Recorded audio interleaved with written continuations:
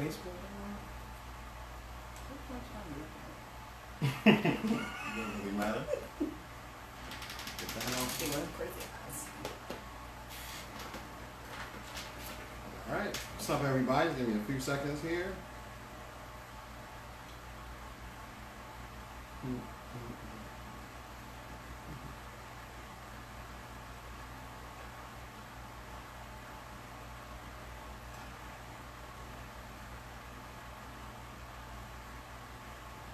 Alright. We are good. There we go. Alright, what's up everybody? Welcome back to Mental Radar. This is episode 8, and we have a very, very special topic for you today. Also have a very special guest for you, one of my longest standing friends. I'm going to go ahead and let her introduce herself. Hey everybody, my name is Carrie, or Cece, or C. Mickey, as was lovingly the name given to me by this gentleman many years ago. So, hey, how y'all doing? Alright. And once again, I'm Keith McLeod. And like I said, this is episode 8, and we got some really good information for y'all. Looking at everybody that came on, thanks for checking in. I do have my tablet in front of me because I think y'all gonna want to participate in this juicy topic. So I can see you on Instagram. I'll just respond if you have anything to say. Go ahead and put it on there. Facebook, I'm definitely looking at the comments on the tablet. And you know, I want to go ahead and get started. So if you have seen any of our previous episodes, you know the goal of this is really to just educate people and to speak a little bit on some things we don't talk about a lot in our community and some things that might be affecting us, okay? So today's episode is, drum roll please. It sounds like a dog scurrying across the floor. It is critical terminations, okay? Now, we're going to go ahead and jump right into it. So what is your definition of a critical termination? Sure. To me, I think that a critical termination would be the necessity to get rid of anything, anyone, any circumstance, or even to leave a place that no longer serves you.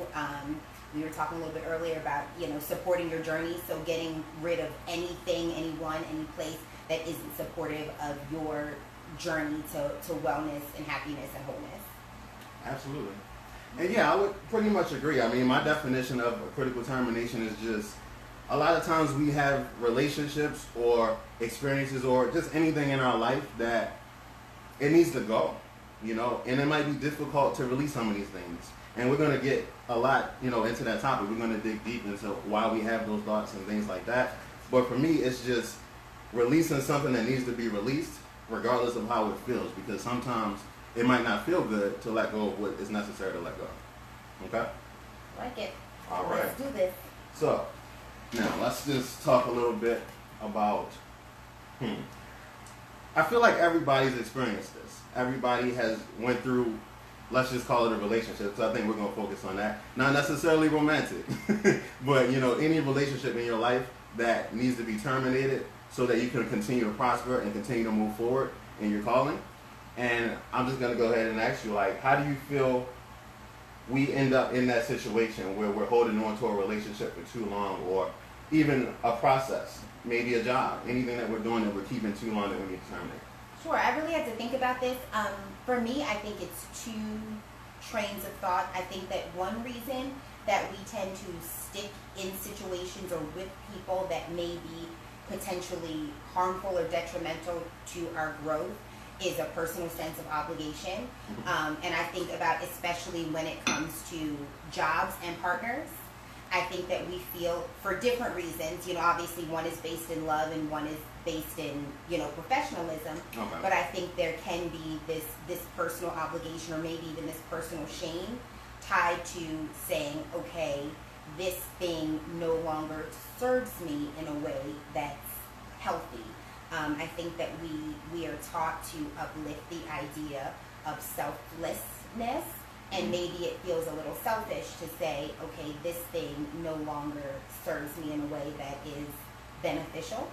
And I also think on the flip side that it, and this is where we might have a little contention, I also think that it may be hard to separate yourselves from people or things or circumstances, because maybe a small part of you has to contend with the fact that you're being a little hasty or you're jumping the gun. I think that we do kind of exist in a cut them off, everybody's toxic culture, and maybe a little part of you feels like maybe I was being toxic too. So there's some space here to reconsider the part that I played. So I think it's hard because I think that for me those two trains of thought about why someone would have a hard time separating themselves or terminating a relationship that may or may not need out.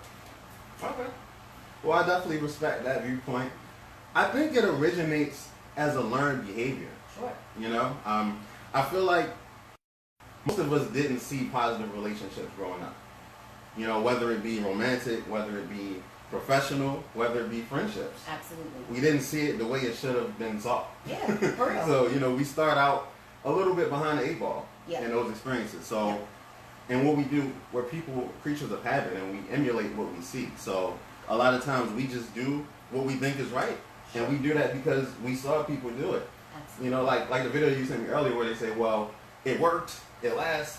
You know, mom and dad were together for 60 years. Yep. Even though he was, you know, whatever happened. I'm not going to say anything crazy, but whatever you experienced that may have been toxic, although those things happened, people still like to look at it and say, well, it worked. Absolutely. So that must be the right way to do it. And just because something works, it doesn't necessarily mean that that's the right way to handle it, you know. It's more than one way to skin a cat. Sure. And yeah, that's how I feel about it. And I think that for some of us, in at least one part of our life, the default is it's more comfortable to just thug it out. and there are times where, you know, that sort of like toughness is a good thing, but absolutely there are certain times when it does not serve you. I've certainly seen in my own family, and we can speak specifically to marriages, where it lasted literally till death do us part, and I think even at the funeral, they were like, whew. Well, that was a choice. They made it the whole way. Yeah, I mean, I always wonder for that part where it says the death do us part. Does it mean like a physical death or a spiritual death? I'm dying inside. Because, you know, that's an option as well. And that's actually, we're laughing about it, but that's a very valid point. And I think that even speaks to, like, you know, everybody, your faith is your faith, believe what you believe. But I also think that speaks to maybe we have some archaic views, whether it's based in religion or tradition, about sticking in not only marriages, but in any sort of relationship. I know, again, I read somewhere that, like, our generation is the quitting generation. Like, we will say, look, this job, quick. Right. You know, I've had 35 jobs. But I look to my parents and my grandparents, and they retired with a 40-year pension. Yeah. 40 years. And it does make you wonder, were you fulfilled there? Were you growing there for 40 years? Or were you just hanging on for 40 years? I mean, maybe not. One thing I will say is the ideals are definitely different. You know, back then, companies weren't necessarily quitting on you. When you look at the job aspect of it, Yep. I mean, you know, people are quick to leave you. Like, a job, even what's going on right now with this COVID, like, a lot of people leaving their jobs just because, you know, I'm not even going to go there, but just because they want to express their freedom of choice. Sure. And now it's like your job is in jeopardy because you didn't follow the program. Absolutely. So to link it back to our topic, yeah, I mean, back then, 40, 50, 60 years ago, that was the move. That was the wave, you know? Absolutely. You get this job, you stay there for 40 years, you retire with a pension, and they take care of you.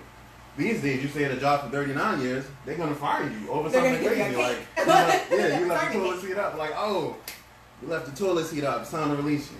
Yeah. You know, so, but really, they'll find any reason to not pay you that pension. Absolutely. So we don't really have a choice in this generation. We have to fend for ourselves. We have to make different decisions, and we have to move in a different way. So we don't necessarily have to quit, because I don't think that's what we do. Yeah. But we weigh our options and we move swiftly, and Absolutely. we do what makes the most sense for us. And do you think, and I know we spoke about this a little bit, you know, in just our friend talks, like, do you think that maybe that speaks to, how do I put this, almost like the chicken and the egg, like, Is it maybe that we are kind of like the I'll bounce generation because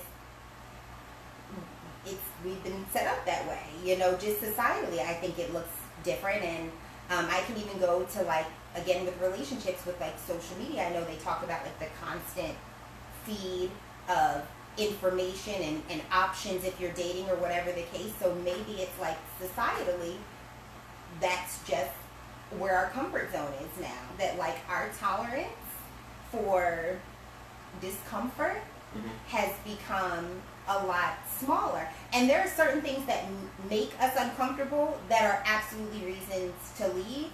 But then the flip side of that is there a time, or is there going to be a whole generation of us that like we don't understand the value of like seeing things through to completion? And that's where I think of like, again, and I think that's where it brings up like critical termination. I think that critical part is so important because we have to take some time within ourselves to like determine what's critical to us. What are our boundaries? It's amazing to me. I want to say, for one of the first times in my life, and I'm 33 by the way, that someone asked me very openly about my boundaries.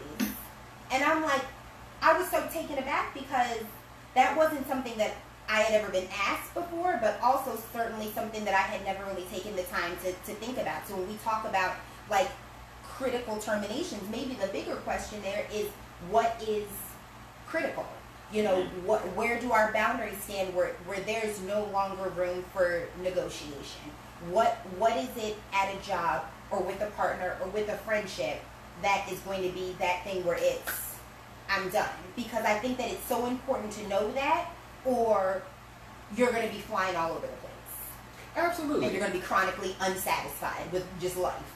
Yeah, absolutely. I mean, I receive that as you're saying we need to establish deal breakers.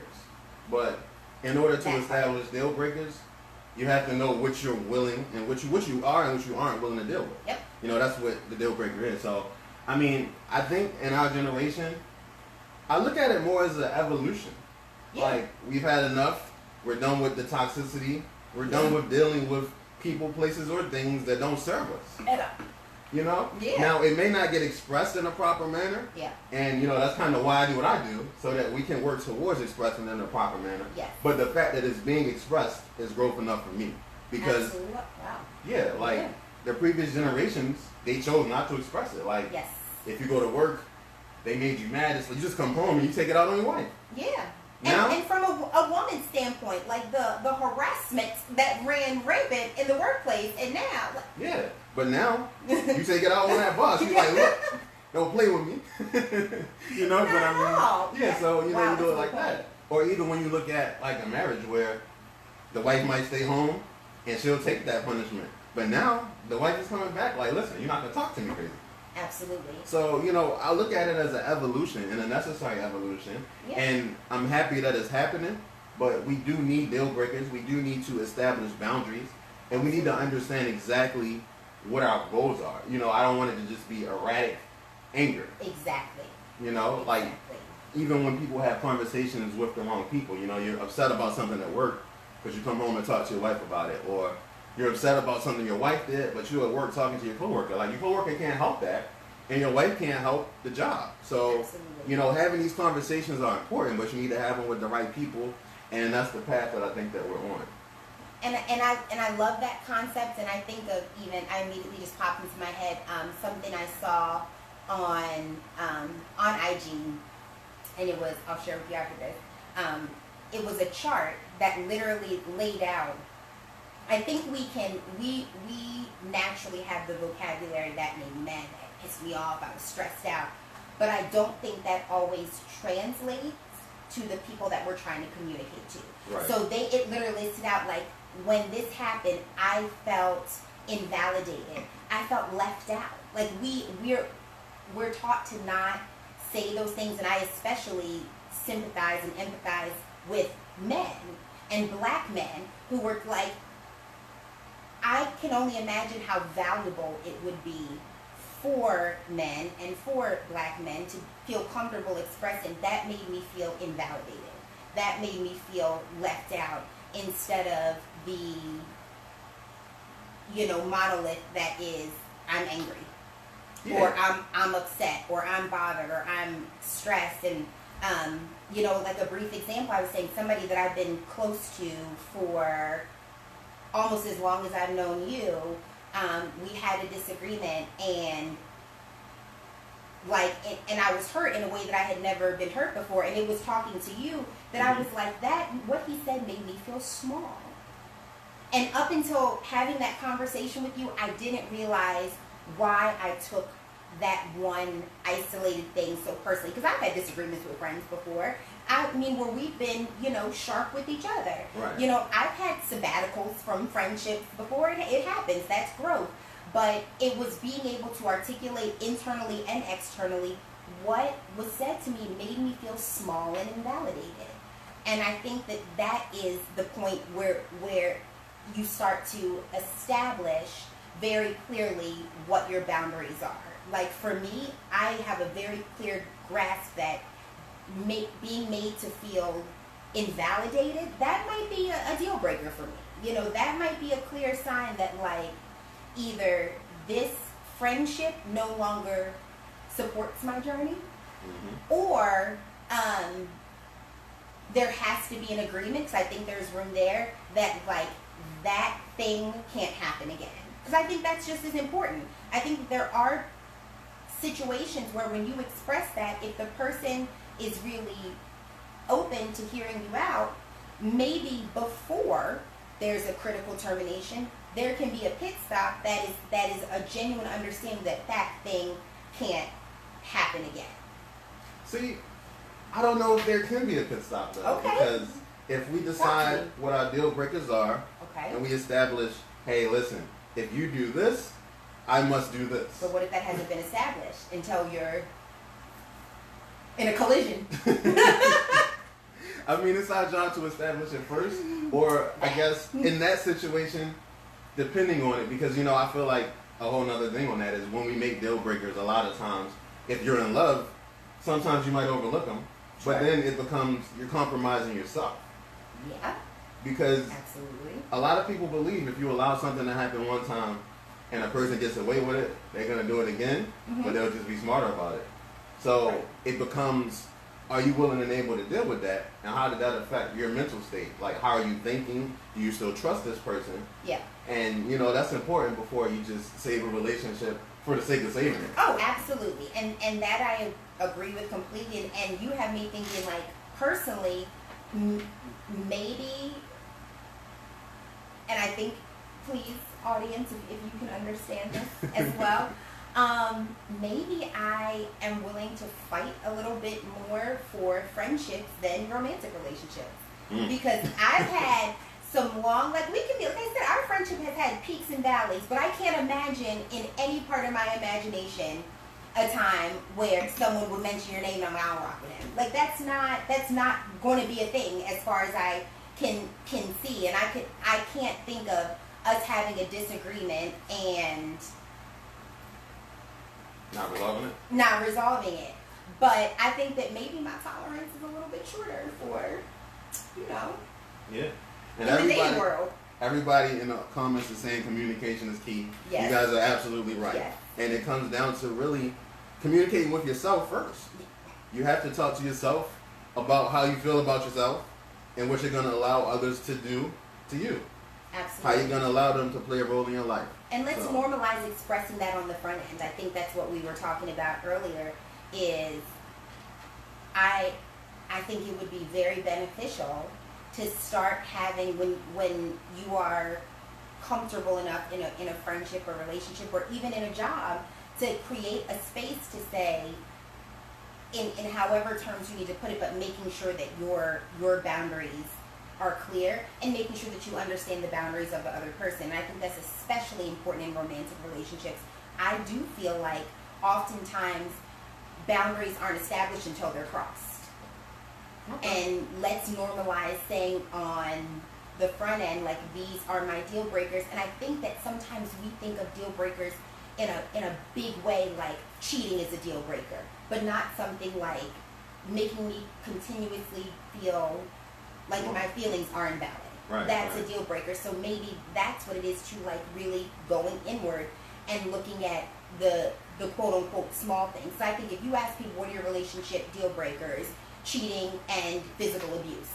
But I think that most relationships break up for a plethora of reasons that are outside of physical abuse and cheating. I mean, yeah, and you know what's funny about that? Like, and I'm gonna go back to what Cozy said in a second. But Okay. what's funny about that is when I have conversations with a lot of black women, that's like the only two things. I'm like, well, what about if somebody's not taking care of their responsibilities? It's like, why is it just you got to beat me up or you got to cheat on me, and then that's it? Like, there should be other things. Truly. Like, and I feel like that's a passed on thought process Yep. that we need to evolve above. But to go back to what Cozy said, she agreed with you and said she'll ride harder for her friends, and typically I will too, but I guess I'll go into my example of me dealing with, you know, a situation like this. And it was a critical termination because of the energy surrounding it. Like, you know, I had a group of friends. I had a disagreement with one person in that group. And that person really took it much further than it had to go. You know, they were making it real uncomfortable for everybody around. Now, to me, it was a critical decision to terminate my relationship with that group of people because it was for the betterment of everyone. Absolutely. You know, it was like, well, these are my friends, and you know, I love them. These are my boys. We hang out all the time. But am I going to allow this to continue to make all of these situations toxic where you're choosing sides, or you might not invite me to this, or you might not invite that person to this, or whatever it is that, you know, we're having. It's just, it was like a divided room every time. Energy was crazy. Right. And at that point, it was critical for me to terminate it. You know, Yeah. now years later, Sure. you know, I've redeveloped those friendships with the people that were willing to do so. Yeah. But in the time, it was necessary for me to terminate that. Right. And, you know, I felt like it was important, and they felt like it was important. And I was talking to one of my friends, and he actually said, you know, thank you for doing that. Like, Yeah. you know, we missed you, and we still appreciate you, but you made a decision for the team. You put everybody above yourself, and, you know, it helped. And what maybe there's room for like there's critical pauses and critical terminations, because like what you just said was an example of it doesn't always have to be permanent. But again, it, at that time it wasn't supportive of anybody's journey. What, you know, that friendship that wasn't conducive to the well-being and the happiness of the group. So, but going into that, did you think it was going to be forever, or did you think, or did you think that this is just for now, or you didn't know? I honestly didn't know. I mean, we were a lot younger, so I didn't necessarily think that deep into it. It's just like, you know what? This is no longer serving me. It's no longer serving them. And it's making the situation bad. Like you don't want to be uncomfortable with your friends. It felt like I was on a first date or something. Like, the energy was just weird. Awkward. Awkward. Just very awkward. So, you know, I never knew if it would rekindle or if we would ever reestablish it. So I didn't know when I made the decision. I just knew it was best for everyone involved. Right. And I want to look at this comment. Yeah. And, yeah, it says, you know, from Sherelle here, in our human experience, we do exchange energy intimately. Yes. And that's very important as well, because when you look at the people that you're allowing in your space, what energy are they bringing to your space? Absolutely. That is like 100% key, and that should be really one of your deal breakers at the beginning. Yes. Like, how do you make me feel, really? You know, this person might be attractive, or this person might have fun, like we might just enjoy each other's company, but how are you treating my spirit? How does my spirit feel around you? Does that person trigger any of your, you don't have to be diagnosed with clinical anxiety for someone to trigger your anxiety. Friends, Exactly. family. I've had family members that holiday functions, them just coming up, I'm triggered. And so I get that, who is that friend? Hey, yes, that. I have had my own family members come into family, joyful Christmas, Donny Hathaway playing, and now I'm triggered. Now I'm triggered by the Christmas tree. As soon as you walk in, it's like a Grinch. It just shows up. Bah humbug. Yeah. Yeah. So absolutely, the energy that people bring into your circle is crucial. Absolutely, yes. Yeah. And I want to thank y'all for being so interactive today. It's Yeah. really helping out here. So what else we got here? Yeah. Sports and spiritual mental needs. Yeah. So yeah, I mean, did you give your example yet? Briefly. I gave a roundabout. A roundabout? The streets is watching. No, I gave, but so essentially, again, brief. This was a long-standing friendship that became of a romantic interest, maybe whoever, whatever. I don't know. That's neither here nor there. Mind y'all's business, y'all. And but I think the bigger thing there is we had never had any sort of disagreement or contention or anything before at all. And then the first time we did, because of I know this individual struggles with their own challenges, but I think that in me trying to honor that space and me trying to honor their challenges, it put me in a position to feel very belittled and very small by this person. And I think that for me was a critical termination. Like if I am making an attempt to honor the space you're in and be gentle with you, working with kids, that's something that I pride myself in is being gentle with the space that people are in. And if you turn that back and use that to make me feel small, that was that was it. And it's hard. And again, I'm still at a point where I'm like, I would like to think that after a decade plus of friendship that's not going to be the case. But also, if there is we're friends and we're going to pursue this friendship further, that can't happen again. Not a let's talk. Nope, that can't happen again. Right. Period. Yeah, establishing what's going on in your mind. Line in the sand. And protecting your spirit, protecting your energy, drawing the line in the sand. Absolutely. So this is another question I want to ask. Sure. Do you remember your first critical termination and how it made you feel?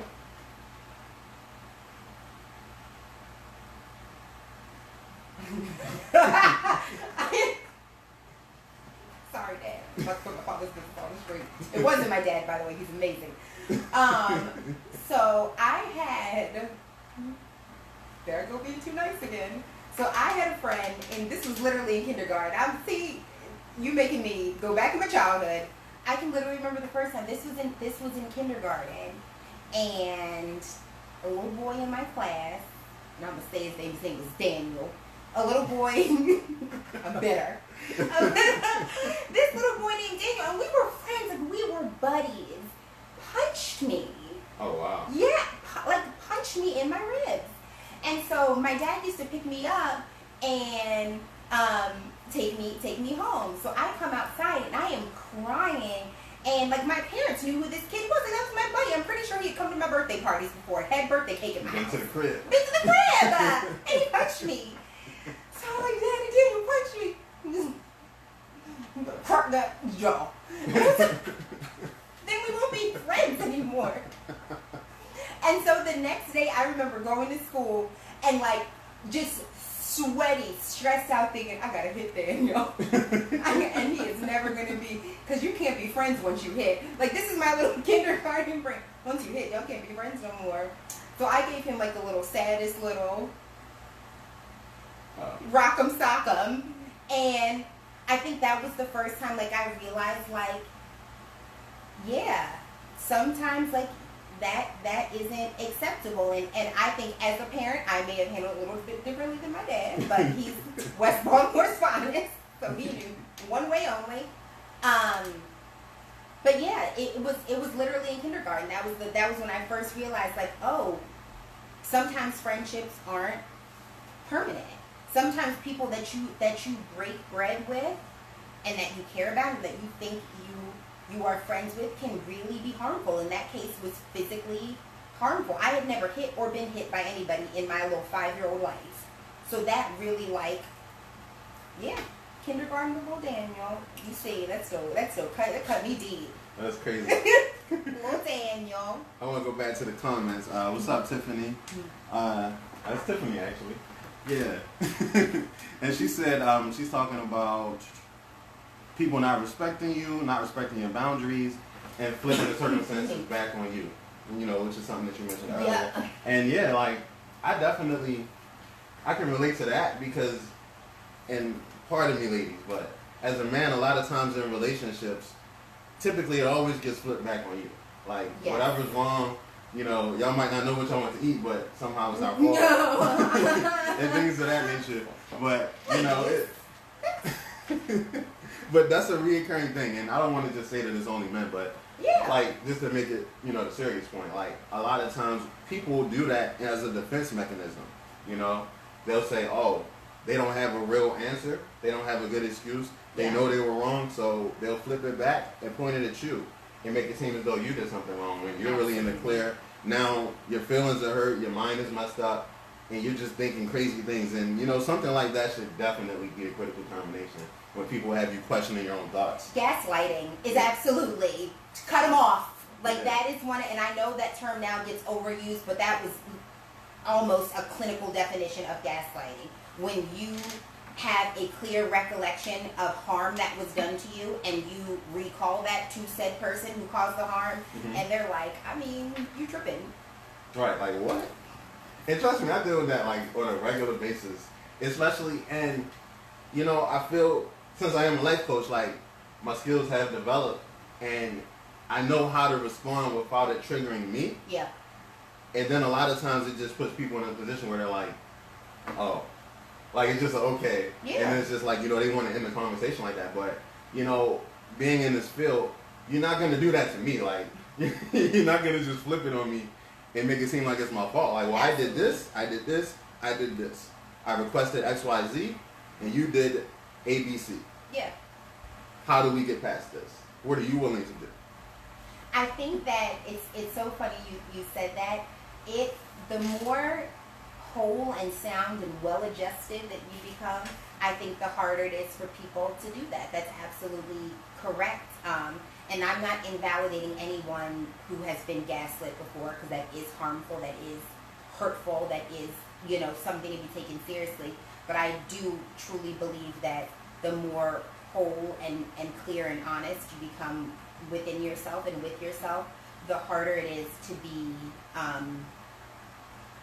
put in a position to feel like your baseline requirement for how you want to be treated is too much. Absolutely. Yeah. And, you know, the one thing I want to say about that is we have to just really understand who we are. Yes. You know, because what it comes down to is knowing what your goal is, understanding your energy, protecting your spirit, and then putting yourself in position to where as though you are owning that. Absolutely. Because if you know what your goal is, you know what you're doing, and you can really project and remove your emotions from the situation, no one can take control of it. Right. You know, if you remove those petty thoughts, those petty emotions, and hey, listen, we have a goal. This conversation is here to produce a result. Yes. And you work towards that. You remove a person from that situation, or you remove your emotions from that situation. Yep. And they can't do it anymore. Yep. So at that point, they let you know, hey, either we can continue here, we can work amicably, or we can't. And if we can't, I need you out of my space. Because, like, why are you here? Y'all are talking a lot over here. Y'all want me to get carried back on here? I love this. Thank you. Anytime. This is fun. I like this. Yeah, but, yeah, we see boom, boom, boom, boom. All right, cool.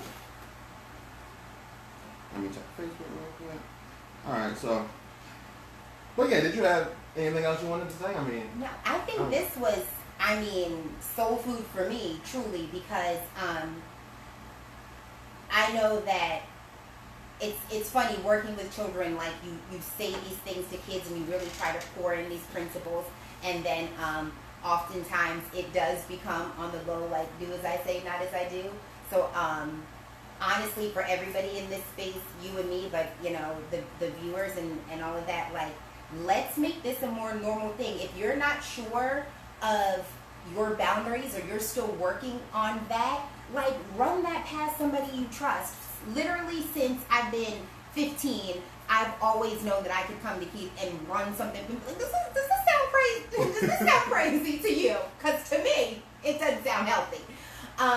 So yeah, like normalize creating spaces where if you're not sure if a boundary is being crossed, especially, and I'm going to keep this brief, but especially to those brave people who have experienced any sort of trauma or abuse as children, knowing your own boundaries can be really hard.